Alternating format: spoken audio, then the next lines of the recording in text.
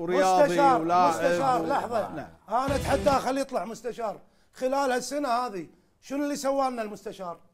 شنو الحلول اللي حلها؟ رفع الايقاف. مو بيده يمكن بيد منو المستشار؟ انت حاطني بس مستشار بيد منو؟ يمكن حط. انا ايش قاعد اقول لك؟ هذا حط حلول وما خذوا حطني فيها. عندك مستشار وخلاص.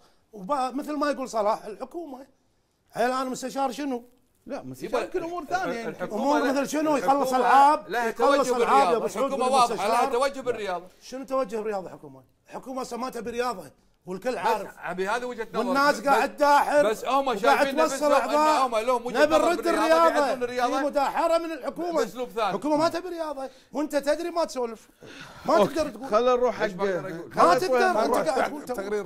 خلينا نروح حق موضوع. نستلم. سكر الموضوع. بس لا بس اخر ورقه. لا تكفى حق صلاح حق صلاح. لا قولها بالفاصل قولها بالفاصل.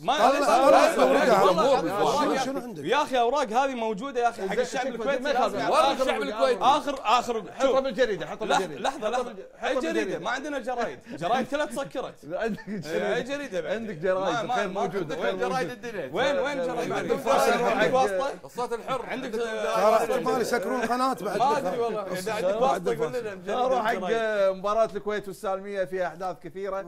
اخونا العزيز طبعا مشعل الديحاني مشكور.